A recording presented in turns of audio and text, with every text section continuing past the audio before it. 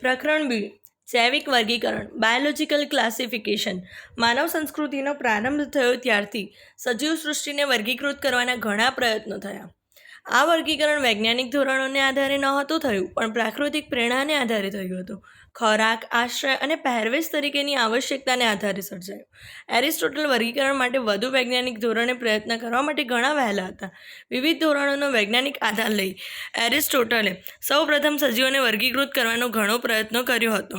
તેમણે માત્ર બાહ્ય રચનાકીય લક્ષણોનો ઉપયોગ કરી વનસ્પતિઓને છોડ, શ્રુપ અને વૃક્ષ એમ 3 જૂથોમાં વર્ગીકૃત કરી હતી. તેઓએ પ્રાણીઓને પણ 2 સમૂહોમાં વિભાજિત કર્યા, એક કે જે લાલ રંગનું રુધિર ધરાવે છે અને બીજા કે જે ધરાવતા નથી. લિનિયસના સમયમાં બધી વનસ્પતિઓ અને પ્રાણીઓને સમાવતી દ્વિસૃષ્ટિ વર્ગીકરણ પદ્ધતિ વિકસિત થઈ હતી. વનસ્પતિ સૃષ્ટિ અને પ્રાણી સૃષ્ટિ. આ પદ્ધતિનો છેક હમણાં સુધી ઉપયોગ થતો હતો. આ પદ્ધતિ એ આદિકોષ કેન્દ્રીય અને સુકોષ કેન્દ્રીય, એકકોષીય અને બહુકોષીય તથા પ્રકાશ સંશ્લેષી હરિત લીલ અને અપ્રકાશ સંશ્લેષી ફૂગ વગેરે જેવા સજીવો વચ્ચેનો ભેદ કરતી ન હતી. સજીવોનું વનસ્પતિઓ અને પ્રાણીઓમાં વર્ગીકરણ સહેલાઈથી કરાયું હતું અને સમજવામાં સહેલું હતું, પરંતુ ઘણી સંખ્યામાં સજીવો જે તે કક્ષાઓમાં સમાવેશિત થતા ન હતા. આથી દ્વિસૃષ્ટિ વર્ગીકરણ પદ્ધતિની લાંબા સમય માટેની ઉપયોગિતા અયોગ્ય જણાઈ. સંપૂર્ણ બાહ્યકર અભ્યાસ ઉપરાંત બીજા લક્ષણો જેવા કે કોષ રચના, કોષ દિવાલની પ્રકૃતિ, પોષણનો પ્રકાર, નૈસર્ગિક નિવાસસ્થાનો,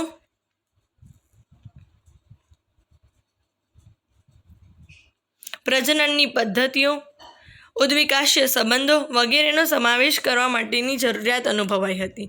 આથી સજીવો માટેનો વર્ગીકરણ પદ્ધતિમાં સમયાંતરે કેટલાક ફેરફારો થતા ગયા, છતાં તેઓએ વનસ્પતિ અને પ્રાણી સૃષ્ટિનો વિવિધ વર્ગીકરણ પદ્ધતિઓમાં સ્થાયી બનાવી. પરંતુ કયા જૂથો કયા સજીવો આ સૃષ્ટિમાં સમાવેશિત કરી શકાય તેની સમજણ બદલાતી હતી. સમય જતાં વિવિધ વૈજ્ઞાનિકો દ્વારા બીજી સૃષ્ટિઓની સંખ્યા અને તેમાં સમાવેશિત સજીવોની પ્રકૃતિ પણ જુદી જુદી રીતે સમજાવવામાં આવી. 5 સૃષ્ટિઓની લાક્ષણિકતા.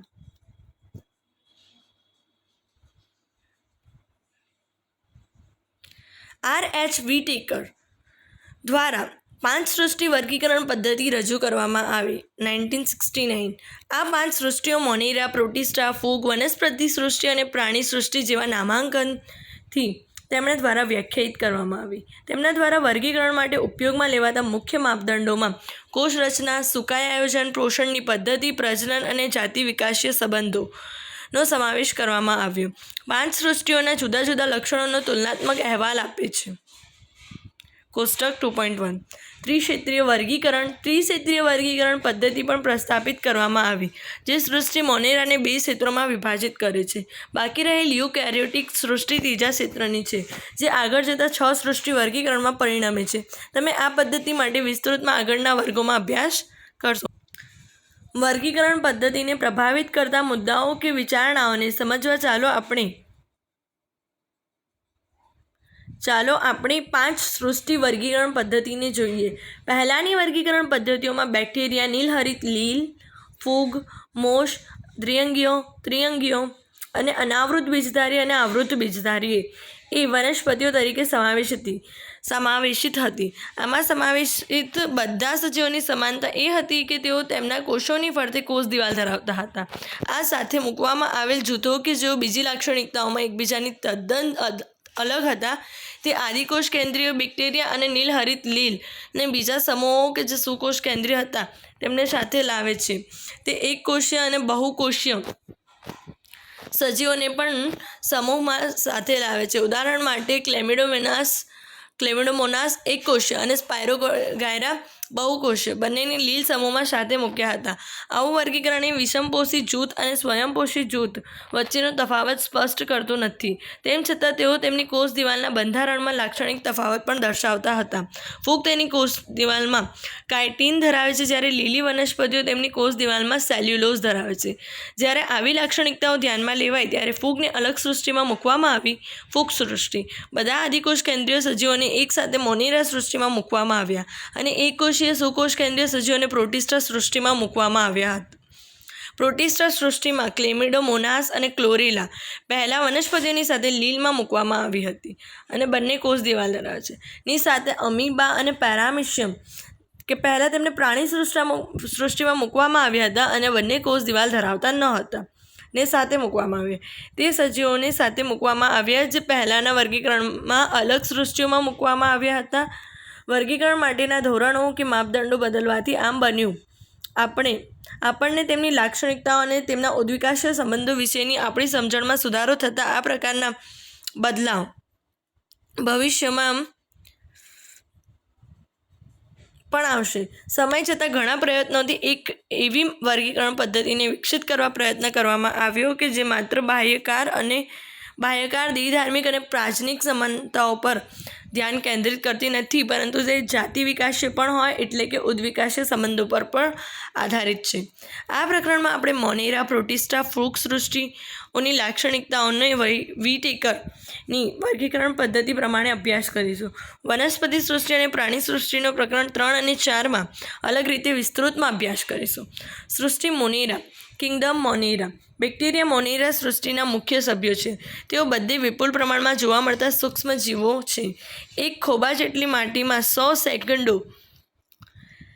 સેંકડોથી પણ વધુ બેક્ટેરિયા જોવા મળે છે. તેઓ ગરમ પાણીના ઝરા, રણ, બરફ અને ઊંડા મહાસાગરો કે જ્યાં થોડા જ પ્રમાણમાં બીજા જેવા સ્વરૂપો જીવન જીવી શકે તેવા વિપરીત નિવાસસ્થાનોમાં પણ વસવાટ કરે છે. તેમાંના કેટલાક પરોપજીવીઓ તરીકે અન્ય સજીવોમાં કે સજીવો પર જીવન ગુજારે છે. બેક્ટેરિયાને તેમના આકારને આધારે 4 કક્ષાઓમાં વિભાજિત કરવામાં આવ્યા છે. ગોળાકાર ગોળાણુ, સ્ફેરિકલ કોકસ, સળિયા આકારના બેસિલસ, રૂટ શેપ્ડ બેસિલસ, અલ્પવિરામ આકારના વિબ્રિયો, કોમા શેપ વિબ્રિયમ અને કુંતલાકાર સ્પાઇરલ. બેક્ટેરિયાની રચના ખૂબ જ સરળ હોવા છતાં પણ તેઓ પોતાની વર્તણૂકમાં જટિલ છે. બીજા ઘણા સજીવોની સાપેક્ષે બેક્ટેરિયા એક સમૂહ તરીકેની વિશાળ ચયાપચયિક વિવિધતા દર્શાવે છે. કેટલાક બેક્ટેરિયા સ્વયંપોષી છે, એટલે કે તેઓ અકાર્બનિક આધારકોમાંથી તેમના પોતાના ખોરાકનું સંશ્લેષણ કરે છે. તેઓ પ્રકાશ સંશ્લેષી સ્વયંપોષી અથવા રસાયણ સંશ્લેષી સ્વયંપોષી હોઈ શકે છે, પરંતુ મોટાભાગના બેક્ટેરિયા પરપોષી તરીકે છે, એટલે કે તેઓ પોતાના ખોરાકનું સંશ્લેષણ કરતા નથી પરંતુ બીજા સજીવો કે મૃત કાર્બનિક પદાર્થો પર આધાર રાખે છે. આર્કીબેક્ટેરિયા. આ પ્રકારના બેક્ટેરિયા વિશિષ્ટ છે. તેમાંના કેટલાક અતિશય ક્ષારયુક્ત વિસ્તાર હેલોફિલસ, ગરમ પાણીના ઝરા થર્મોએસિડોફિલ્સ અને કળણભૂમિ મિથેનોજન્સ જેવા ખૂબ જ સખત કુદરતી નિવાસસ્થાનમાં રહે છે. જુદા જ પ્રકારની કોષ દિવાલ ધરાવતા હોવાથી આર્કીબેક્ટેરિયા અન્ય બેક્ટેરિયા કરતાં જુદા પડે છે અને આ પ્રકારની રચના વિપરીત પરિસ્થિતિમાં તેમનું જીવન જીવવા માટે જવાબદાર છે. ગાય અને ભેંસ જેવા ચરતા પ્રાણીઓની પાચન નળીમાં મિથેનોજન્સ બેક્ટેરિયા હાજર હોય છે અને તેઓ આ પ્રાણીઓના છાણમાંથી મિથેનના ઉત્પાદન માટે જવાબદાર છે. યુબેક્ટેરિયા કે સત્ય બેક્ટેરિયા હજારોની સંખ્યામાં હોય છે. સખત કોષ દિવાલ અને જો ચલિત હોય તો કશાની હાજરી દ્વારા તેમને વર્ગીકૃત કરવામાં આવે છે. સાયનોબેક્ટેરિયા નીલ હરિત લીલ તરીકે પણ ઉલ્લેખ. એ લીલી વનસ્પતિઓ જેવું હરિતદ્રવ્ય એ, ક્લોરોફિલ એ અને પ્રકાશ સંશ્લેષી સ્વયંપોષીઓ તરીકે છે. સાયનોબેક્ટેરિયા એકકોષી વસાહતી કે તંતુમય જલજ એટલે કે ખારા અને મીઠા પાણીની કે સ્થળજ લીલ છે. વસાહતોની ફરતે સામાન્ય રીતે જિલેટીન દ્રવ્યનું આવરણ હોય છે. તેઓ ઘણીવાર પ્રદૂષિત પાણીમાં જથ્થા સ્વરૂપે હોય છે. તેમાંના કેટલાક સજીવો વાતાવરણમાંથી નાઇટ્રોજનનું સ્થાપન કરવા માટે વિશિષ્ટ પ્રકારના કોષ ધરાવે છે, જેને અભિકોષ કહે છે. દાખલા તરીકે નોસ્ટોક અને એનાબીના. રસાયણ સંશ્લેષી સ્વયંપોષી બેક્ટેરિયા વિવિધ અકાર્બનિક પદાર્થો જેવા કે નાઇટ્રેટ અને એમોનિયાનું ઓક્સિડેશન કરે છે અને મુક્ત શક્તિનો ઉપયોગ તેમના એટીપીના ઉત્પાદન માટે કરે છે. તેઓ નાઇટ્રોજન, ફોસ્ફરસ, લોહ અને સલ્ફર જેવા પોષક દ્રવ્યોના પુનઃચક્રીકરણમાં મહત્વનો ભાગ ભજવે છે. વિષમપોષી કે પરપોષી બેક્ટેરિયા કુદરતમાં વિપુલ પ્રમાણમાં જોવા મળે છે. મોટે ભાગે તેઓ મહત્વના વિઘટકો છે. તેમાંના ઘણા મનુષ્યની ક્રિયાવિધિ પર નોંધપાત્ર અસર પહોંચાડે છે. તેઓ દૂધમાંથી દહીં બનાવવામાં, પ્રતિજૈવિક દ્રવ્યોના ઉત્પાદનમાં, સિમ્બિકુળની વનસ્પતિઓના મૂળમાં નાઇટ્રોજનનું સ્થાપન કરવામાં મદદરૂપ છે. કેટલાક રોગો કેટલાક રોગકારકો છે જે મનુષ્યમાં પાક ફાયદા માટે રાખેલા પ્રાણીઓ તેમજ પાલતુ પ્રાણીઓના જીવન પર નુકસાન પહોંચાડે છે. કોલેરા, ટાઇફોઇડ, ધનુર, લીંબુના ચાઠા વગેરે જાણીતા રોગો વિવિધ બેક્ટેરિયા દ્વારા થાય છે. બેક્ટેરિયા મુખ્યત્વે ભાજન દ્વારા પ્રજનન કરે છે. ક્યારેક પ્રતિકૂળ પરિસ્થિતિઓમાં તેઓ બીજાણુઓ ઉત્પન્ન કરે છે. તેઓ એક બેક્ટેરિયામાંથી બીજા બેક્ટેરિયામાં પ્રાથમિક પ્રકારના ડીએનએની આપ-લે દ્વારા લિંગી પ્રજનનથી પણ પ્રજનન કરે છે. માઇકોપ્લાઝમા જીવાણુઓ છે જે સંપૂર્ણ રીતે કોષ દિવાલ વિહીન હોય છે. તેઓ નાનામાં નાના જોવા મળતા જીવંત કોષો છે અને ઓક્સિજન વગર પણ જીવી શકે છે. ઘણા માઇકોપ્લાઝમા પ્રાણીઓ અને વનસ્પતિઓમાં રોગકારકો પેથોજેનિક છે. સૃષ્ટિ પ્રોટિસ્ટા.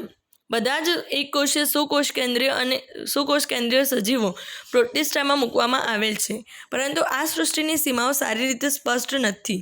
એક જીવશાસ્ત્રીય માટે તેની પ્રકાશ સંશ્લેષી પ્રોટિસ્ટા હોઈ શકે છે, તો બીજા માટે તે વનસ્પતિ હોઈ શકે છે. આ પુસ્તકમાં આપણે ક્રાઇસોફાઇટ્સ, ડાયનોફ્લેજેલેટ્સ, યુગ્લિનોઇડ્સ, સ્લાઇમ મોલ્ડ્સ, પ્રજીવો અને પ્રોટિસ્ટામાં સમાવેશિત કરેલા છે. પ્રોટિસ્ટા સૃષ્ટિના સભ્યો પ્રાથમિક રીતે જલદ છે.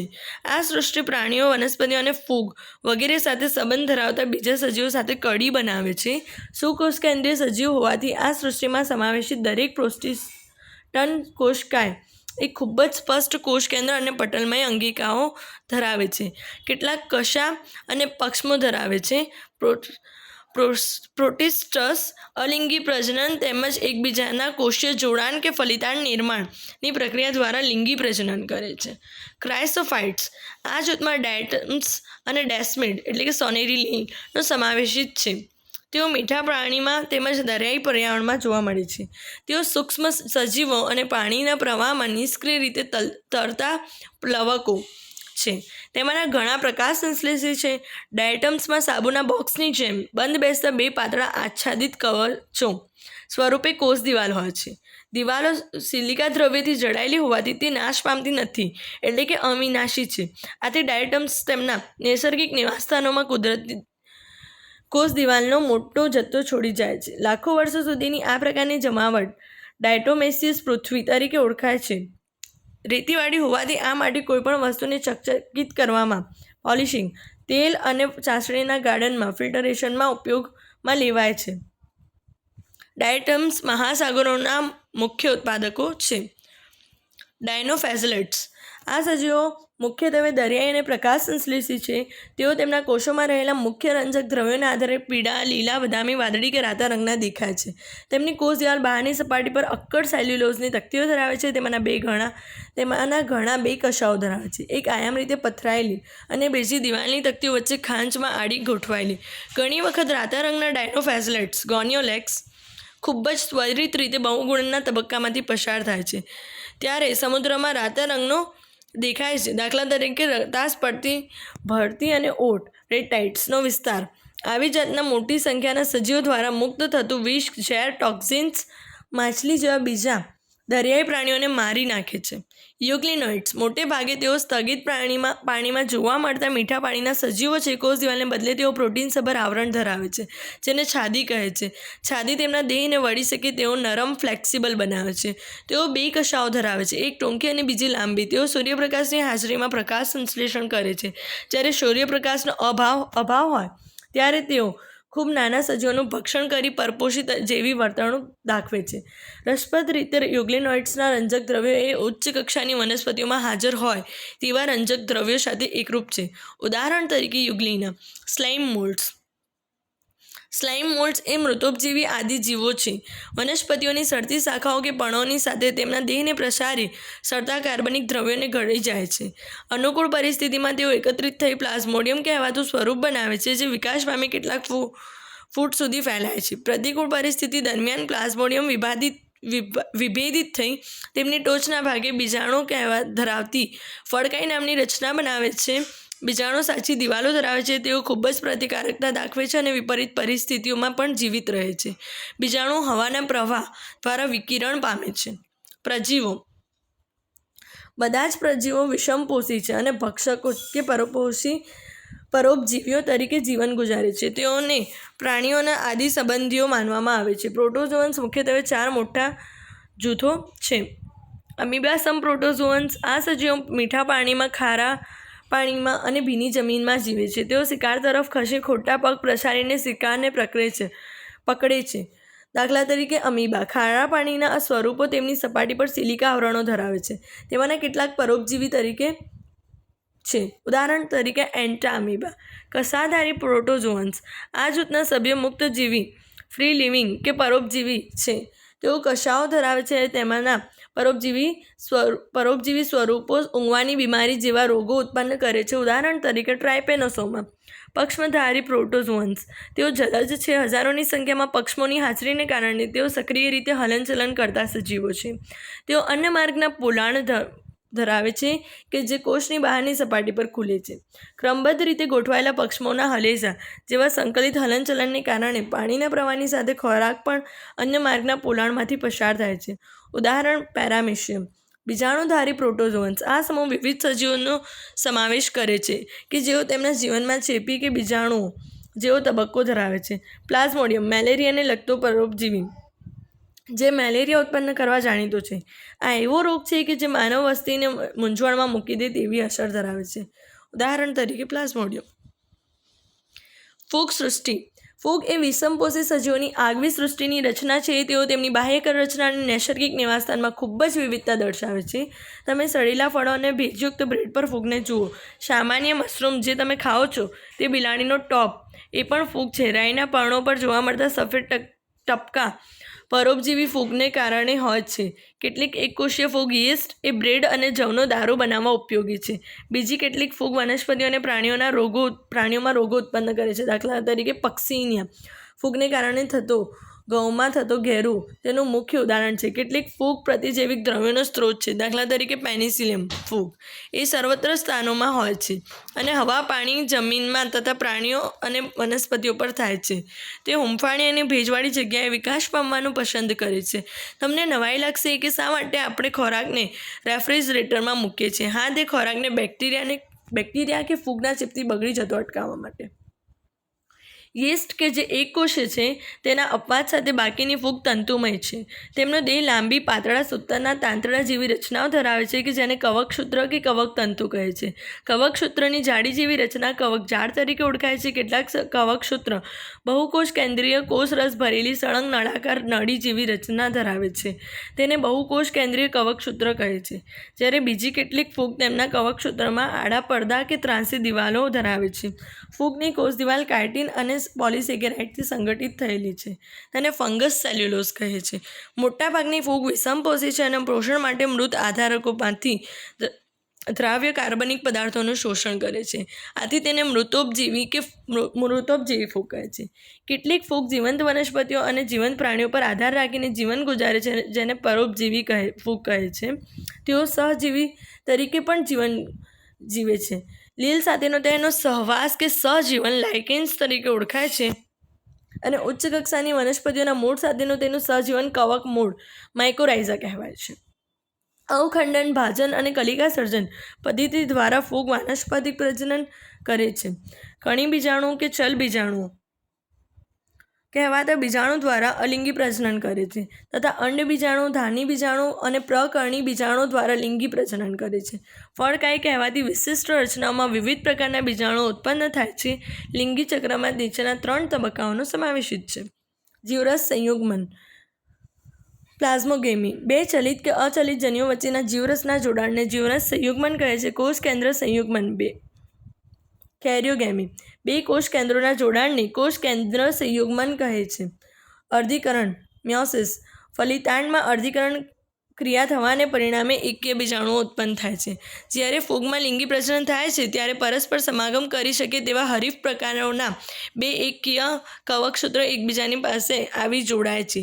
કેટલીક ફૂગમાં 2 એકકોષીય કોષોનું જોડાણ થવાથી તરત જ તે દ્વિકીય કોષોમાં પરિણમે છે. તેમ છતાં પણ આસ્કોમાઇસેટિસ અને બેસિડિયોમાઇસેટિસ વર્ગની ફૂગમાં મધ્યવર્તી દ્વિકોષ કેન્દ્રીય અવસ્થા બને છે. આવી સ્થિતિને દ્વિકોષ કેન્દ્રીયકરણ ડાયકેરિયોન કહે છે અને આ તબક્કાને દ્વિકોષ કેન્દ્રી તબક્કો કહે છે. પછી પિતૃકોષ કેન્દ્રો જોડાય છે અને કોષ દ્વિકીય બને છે. ફૂગ ફળકાયો બનાવે છે કે જેમાં અર્ધીકરણ વિભાજન થવાથી એકકીય બીજાણુઓનું નિર્માણ થાય છે. કવકજાળની બાહ્ય રચના, બીજાણુ નિર્માણનો પ્રકાર અને ફળકાયોના નિર્માણને આધારે આ સૃષ્ટિને વિવિધ વર્ગોમાં વિભાજિત કરવામાં આવે છે. ફાઇકોમાઇસેટિસના સભ્યો જલદ નિવાસસ્થાનોમાં જોવા મળે છે તેમજ ભીના અને ભેજયુક્ત વિસ્તારોમાં સરતા લાકડાઓ પર કે અવિકલ્પી પરોપજીવીઓ તરીકે વનસ્પતિઓ પર જોવા મળે છે. કવકજાળ પડદાવિહીન અને બહુકોષ કેન્દ્રીય છે. ચલ બીજાણુઓ કે અચલ બીજાણુ દ્વારા અલિંગી પ્રજનન કરે છે. બીજાણુધાનીમાં આ બીજાણુઓ અંતર્જાત રીતે ઉત્પન્ન થાય છે. બે જન્યુઓના જોડાણથી યુગ્મ બીજાણુઓ બને છે. આ પ્રકારના જન્યુઓ જો બાહ્યકાર રીતે સરખા હોય તો સમજન્યુક કે સરખા ન હોય તો વિષમજન્યુક કે અણજન્યુક હોય છે. મ્યુકર રાઇઝોપસ બ્રેડ મોલ્ડ અને આલ્બ્યુકોરાઈ પર થતી પરોપજીવી ફૂગ કેટલાક સામાન્ય ઉદાહરણો છે. આસ્કોમાઇસેટિસ. સામાન્ય રીતે આ વર્ગના સભ્યો કોથળીમય ફૂગ સેક ફંજાઈ તરીકે જાણીતા છે. આસ્કોમાઇસેટિસ વર્ગના સભ્યો મુખ્યત્વે બહુકોષીય, દાખલા તરીકે પેનિસિલિયમ, કે ભાગ્યે જ એક કોષીય, દાખલા તરીકે યીસ્ટ છે. તેઓ મૃતોપજીવી, વિઘટકો, પરોપજીવી કે છાણભક્ષીઓ, છાણ પર વિકાસ પામતા તરીકે છે. કવકજાળ શાખિત અને પડદાયુક્ત છે. કણી બીજાણુધાનીધર કહેવાતી વિશિષ્ટ કવકજાળ ઉપર બહિર્જાત રીતે કણી બીજાણુઓ તરીકે અલિંગી બીજાણુઓ ઉત્પન્ન થાય છે. કણી બીજાણુઓના અંકુરણથી નવી કવકજાળ બને છે. કોથળી જેવી ધાનીઓમાં અંતર્જાત રીતે લિંગી બીજાણુ ઉત્પન્ન થાય છે જેને ધાની બીજાણુઓ કહે છે. આ ધાનીઓ વિશિષ્ટ પ્રકારના ફળકાયમાં ગોઠવાયેલી હોય છે જેને ફળધાનિકાય કહે છે. એસ્પરજીલસ, ક્લેવિસેપ્સ અને ન્યુરોસ્પોરા તેના ઉદાહરણો છે. જૈવરસાયણ અને જનીન ક્રિયાવિધિમાં ન્યુરોસ્પોરા ખૂબ જ ઉપયોગી છે. કાળા રંગના મોરેલ્સ અને પીળા રંગના બફલ્સના ઘણા સભ્યો ખાવાલાયક અને સુસ્વાદુ વાનગી તરીકે માનવામાં આવે છે. બેસિડિયોમાઇસેટિસ. સામાન્ય રીતે બેસિડિયોમાઇસેટિસ વર્ગના સ્વરૂપો મશરૂમ, ફંજાઈ અને પફ બોલ્સ તરીકે જાણીતા છે. તેઓ જમીનમાં, લાકડાના ગોળવા પર, ઝાડના થડ પર કે વનસ્પતિઓના દેહની અંદર પરોપજીવી તરીકે જીવન ગુજારે છે. દાખલા તરીકે ઘેરું અને અંગારીઓ. તેની કવકજાળ શાખિત અને પડદાયુક્ત હોય છે. અલિંગી બીજાણુ સામાન્ય રીતે જોવા મળતા નથી પરંતુ અવખંડન દ્વારા થતું વાનસ્પતિક પ્રજનન સામાન્ય છે. લિંગી અંગો ગેરહાજર હોય છે પરંતુ અલગ પ્રકારના વિભેદો કે જનીન પ્રકારોના બે વાનસ્પતિક કે દેહી કોષોના જોડાણ દ્વારા જીવરસ સંયુગ્મન થાય છે. આના પરિણામે દ્વિકોષ કેન્દ્રીય રચના બને છે કે જે અંત્ય પ્રકરણી બીજાણુ ધાની તરીકે વિકાસ પામે છે. પ્રકરણી ધાનીમાં કોષ કેન્દ્ર સંયુગ્મન અને અર્ધીકરણ થવાથી 4 પ્રકરણી બીજાણુઓ ઉત્પન્ન થાય છે. પ્રકરણી બીજાણુઓ પ્રકરણી બીજાણુધાની પર બહિર્જાત રીતે ઉત્પન્ન થાય છે.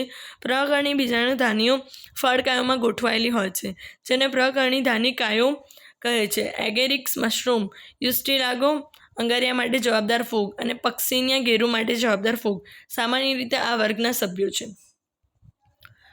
ડ્યુટેરોમાઇસેટિસ સામાન્ય રીતે અપૂર્ણ ફૂગ તરીકે જાણીતી છે કારણ કે આ ફૂગના માત્ર અલિંગી અને વાનસ્પતિક તબક્કાઓ જ ઓળખાય છે. જ્યારે આ ફૂગના લિંગી સ્વરૂપે શોધાયા ત્યારે તેને સાચી રીતે સમાવેશિત થાય તેવા વર્ગોમાં મૂકવામાં આવી હતી. એ પણ શક્ય છે કે તેની અલિંગી અને વાનસ્પતિક અવસ્થાઓને એક જ નામ આપવામાં આવ્યું હોય અને તેથી તેને ડ્યુટેરોમાઇસેટિસ વર્ગમાં મૂકવામાં આવી હોય તથા લિંગી અવસ્થાને કારણે અન્ય બીજા વર્ગમાં મૂકવામાં આવી હતી. પછી જ્યારે તેમની વચ્ચેની કડીઓ સ્વીકૃત બની ત્યારે ફૂગની સાચી રીતે ઓળખ થઈ. ડ્યુટેરોમાઇસેટિસ વર્ગમાંથી ખસેડી દેવામાં આવે. જ્યાં સુધી ડ્યુટેરોમાઇસેટિસ સભ્યોની ચોક્કસ અવસ્થાઓ શોધાઈ ત્યારે ઘણીવાર તેને આસ્કોમાઇસેટિસ કે બેસિડિયોમાઇસેટિસ વર્ગમાં મૂકી દેવામાં આવી હતી. ડ્યુટેરોમાઇસેટિસ વર્ગની ફૂગ કણી બીજાણુઓ તરીકે ઓળખાતા અલિંગી બીજાણુ દ્વારા જનન કરે છે. કવકજાળ પડદાયુક્ત અને શાખિત છે. કેટલાક સભ્યો મૃતોપજીવી કે પરોપજીવી છે જ્યારે તેમાંના મોટાભાગના નકામા પદાર્થોનું વિઘટન કરતા વિઘટકો છે અને ખનિજોના ચક્રીયકરણમાં મદદરૂપ છે. ઓલ્ટરનેરિયા, કોલિટોટ્રાઇકમ અને ટ્રાઇકોડર્મા તેના કેટલાક ઉદાહરણો છે. વનસ્પતિ સૃષ્ટિમાં બધા સુકોષ કેન્દ્રીય હરિતદ્રવ્ય ધરાવતા સજીવો સમાવેશિત છે કે જેઓ વનસ્પતિઓ કહેવાય છે. કીટભક્ષી વનસ્પતિઓ કે પરોપજીવીઓ જેવા ખૂબ જ ઓછા સભ્યો આંશિક રીતે વિષમપોષીય છે. અર્કજવર તથા વિનસ મક્ષીપાસ કેટલાક પક્ષી વનસ્પતિઓના ઉદાહરણ છે. અમરવેલ પરોપજીવી છે. વનસ્પતિ કોષો મુખ્યત્વે હરિતકણો અને કોષ દિવાલ સાથેની સુકોષ કેન્દ્રીય રચના ધરાવે છે. કોષ દિવાલ મુખ્યત્વે સેલ્યુલોઝની બનેલી છે. તમે પ્રકરણ 8માં સુકોષ કેન્દ્રીય કોષ રચનાનો વિસ્તૃતમાં અભ્યાસ કરશો. લીલ, ત્રિઅંગીઓ, અનાવૃત બીજધારી અને આવૃત બીજધારી વનસ્પતિઓ આ સૃષ્ટિમાં સમાવેશિત છે. વનસ્પતિઓના જીવનચક્રના 2 વિશિષ્ટ તબક્કાઓ ધરાવે છે: દ્વિકીય બીજાણુજનક અને એકકીય જન્યુજનક, જે એકબીજાને એકાંતરે છે. એકકીય તથા દ્વિકીય તબક્કાઓની સમયાવધિ અને આ તબક્કાઓની મુક્તજીવી છે કે એકબીજા પર આધારિત છે તે વનસ્પતિઓના જુદા જુદા પ્રકારોમાં અલગ અલગ હોય છે. આ પ્રકારની ઘટનાને એકાંતર જનન કહે છે. તમે પ્રકરણ 3માં પણ આ સૃષ્ટિનો ફરીથી વિસ્તૃતમાં અભ્યાસ કરશો. પ્રાણી સૃષ્ટિ વિષમપોષી સુકોષ કેન્દ્રીય સજીવો દ્વારા આ સૃષ્ટિને વર્ગીકૃત કરાય છે, જે બહુકોષીય છે અને તેમના કોષો કોષ દિવાલો વિહીન હોય છે. તેઓ ખોરાક માટે પ્રત્યક્ષ કે પરોક્ષ રીતે વનસ્પતિઓ પર આધાર રાખે છે. તેઓ તેમના ખોરાકનું પાચન અંતસ્થ ગુહામાં કરે છે અને સંચિત ખોરાક ગ્લાયકોજન કે ચરબી તરીકે સંગ્રહ થાય છે. તેમના પોષણનો પ્રકાર પ્રાણીસમ છે. ખોરાકના અંતઃગ્રહણ દ્વારા તેઓ ચોક્કસ વૃદ્ધિ પ્રક્રિયાને અનુસરે છે અને ચોક્કસ આકાર અને કદ પુખ્તતામાં વિકાસ પામે છે. ઉચ્ચ સ્વરૂપો તેઓના ઉપયોગ મુજબ વિકસિત સંવેદનાત્મક અને ચેતાચાલક ક્રિયાવિધિ દર્શાવે છે. તેમાંના મોટા ભાગના પ્રચલન કરવા સક્ષમ હોય છે. નર અને માદાની મૈથુન ક્રિયા દ્વારા લિંગી પ્રજનન કરે છે, જે ભ્રૂણ વિદ્યાકીય વિકાસને અનુસરે છે. વિવિધ સમુદાયોને સ્પષ્ટ દેખાતા વિશિષ્ટ લક્ષણોનું પ્રકરણ 4માં વર્ણન કરેલ છે. વાયરસ, વિરોઇડ્સ, પ્રાયોન્સ અને લાઇકેન્સ. વિટેકરની 5 સૃષ્ટિમાં વર્ગીકરણ પદ્ધતિમાં વાયરસ, વિરોઇડ્સ અને પ્રાયોન્સ જેવા કેટલાક એકકોષીય સજીવો તેમજ લાઇકેન્સનો ઉલ્લેખ કરવામાં આવ્યો નથી. અહીં તેઓની સંક્ષિપ્ત રજૂઆત કરી છે. વાયરસ. આપણે બધા ક્યારેક ને ક્યારેક શરદી સાથેના ચેપી તાવ કે ઇન્ફ્લુએન્ઝાની રોગિષ્ટ અસરમાં સપડાઈએ છીએ. શું તમે જાણો છો કે વાયરસ આપણા પર કેવી અસર ધરાવી શકે? ભલે આપણે તેના સંસર્ગમાં આવતા નથી, તેમ છતાં પણ આપણને તેની અસર થાય છે. તેઓ સાચા અર્થમાં વાસ્તવિક જીવન ધરાવતા નથી, તેથી આપણે વાયરસને વર્ગીકરણમાં શોધી શકતા નથી. આપણે એવા સજીવોને જીવંત કોષો તરીકે સમજીએ છીએ કે જેઓ કોષ રચના ધરાવતા હોય.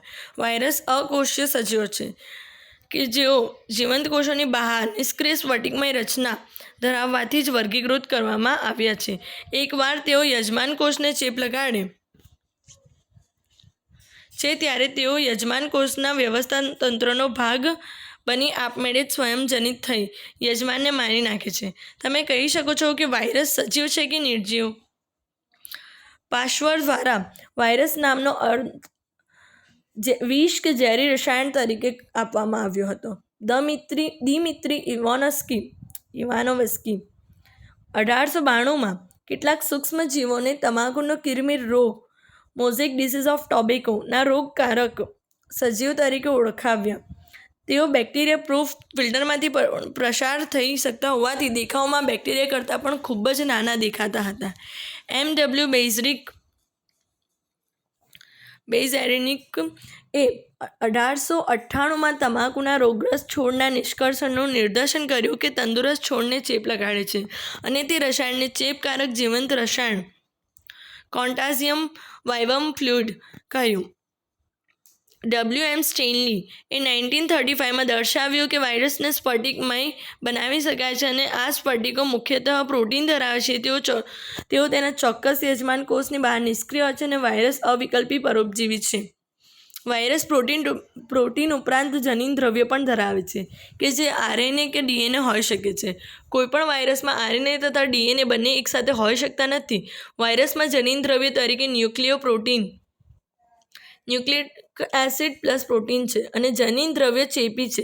સામાન્યતઃ જે વાયરસ વનસ્પતિઓને ચેપ લગાડે છે તે એકલ શૃંખલામય RNA સિંગલ સ્ટ્રેન્ડેડ RNA ધરાવે છે અને જે વાયરસ પ્રાણીઓને ચેપ લગાડે છે તેઓ એકલ કે બેવડી શૃંખલામય RNA અથવા બેવડી શૃંખલામય DNA ધરાવે છે. બેક્ટેરિયલ વાયરસ કે બેક્ટેરિયોફેજ વાયરસ બેક્ટેરિયાને ચેપ લગાડતા વાયરસ સામાન્ય રીતે બેવડી શૃંખલામય DNA વાયરસ છે. ડબલ સ્ટ્રેન્ડેડ DNA પ્રોટીન આવરણને કેપ્સિડ કહે છે અને તે કેપ્સોમિયર કહેવાતા નાના એકમોનું બનેલું છે. કેપ્સિડ એ ન્યુક્લિક એસિડને સુરક્ષિત કરે છે. કેપ્સોમિયર કુંતલમય કે બહુફલકીય ભૌમિતિક સ્વરૂપોમાં ગોઠવાયેલું છે. ગાલપચોડિયું, મમ્સ, બળિયા, સ્મોલપોક્સ, વિસર્પિકા, હર્પીસ અને શરદી સાથેનો ચેપી તાવ, ઇન્ફ્લુએન્ઝા જેવા રોગો વાયરસને કારણે થાય છે. મનુષ્યમાં એઇડ્સ, એક્વાયર્ડ ઇમ્યુનોડેફિશિયન્સી સિન્ડ્રોમ પણ વાયરસ દ્વારા થાય છે. વનસ્પતિઓમાં કિરમિર રચના, મોઝેઇક ફોર્મેશન, પર્ણવલન, લીફ રોલિંગ, પર્ણકુંચન, લીફ કર્લિંગ, પાંડુવર્ણ, યલોવિંગ તથા શીરા સ્પષ્ટતા, વેઇન ક્લિયરિંગ, વામનતા, ડ્વાર્ફિંગ અને કુંઠિત વૃદ્ધિ જેવા રોગોના ચિહ્ન હોઈ શકે છે. વિરોઇડ્સ 1971માં T.O. ડાયનર એ એક એવા નવા ચેપી કારકો શોધ્યા કે જે વાયરસ કરતાં પણ નાના હતા અને તેના કારણે બટાટામાં તાકમય ગ્રંથિનો રોગ થાય છે. તેઓમાં મુક્ત આરએનએ જોવા મળે છે. પ્રોટીન આવરણ કે વાયરસમાં જોવા મળે છે તેનો અભાવ હોય છે. આથી તેને વિરોઇડ્સ નામ આપવામાં આવ્યું. વિરોઇડ્સના આરએનએનો આણ્વીય ભાર ઓછો હોય છે. પ્રાયોન્સ આધુનિક ઔષધિ ચોક્કસ ચેપ ધરાવતા ચેતાકીય રોગો જે અસામાન્ય રીતે ઘણીમય પ્રોટીનથી બનેલા વાહકો દ્વારા ફેલાતો જોવા મળ્યો છે. આ વાહક વાયરસ જેટલો જ કદ ધરાવતો હતો. આ વાહકો પ્રાયોન્સ તરીકે ઓળખાયા. બોવાઇન સ્પોન્જીફોર્મ એન્સેફેલોપેથી BSE એ પ્રાયોન્સ દ્વારા થતા સૌથી નોંધપાત્ર રોગો છે, જે સામાન્ય રીતે પશુઓમાં મેડ કાઉ ડિસીઝ તરીકે ઓળખાય છે અને તેઓ અનુરૂપ મનુષ્યમાં ક્રોમિયમ ઝેક્રોબ ડિસીઝ તરીકે ઓળખાય છે. લાઇકેન્સ એ સહજીવી સહવાસ એટલે કે લીલ અને ફૂગ વચ્ચેનો પરસ્પર ઉપયોગી સહવાસ છે. લીલના ઘટકોને ફ્રાયકોબાયોન્ટ અને ફૂગના ઘટકોને માઇકોબાયોન્ટ તરીકે ઓળખાય છે, જેઓ અનુક્રમે સ્વયંપોષી અને વિષમપોષી છે. લીલ એ ફૂગ માટે ખોરાક તૈયાર કરે છે અને ફૂગ એ તેના સહવાસી માટે આશ્રય, શોષિત પોષક દ્રવ્યો તેમજ પાણી પૂરું પાડે છે. તેથી તેમનું એવું ગાઢ સંગઠન કે જો કુદરતમાં લાઇકેન્સ એકલાને જોઈએ તો પણ આપણે કદી કલ્પના કરી શકતા નથી કે તેમાંના બે ભિન્ન પ્રકારના સજીવો સંકળાયેલા છે. લાઇકેન્સ ખૂબ જ સારા પ્રદૂષણ સૂચકો છે. તેઓ પ્રદૂષિત વિસ્તારમાં વિકાસ પામતા નથી.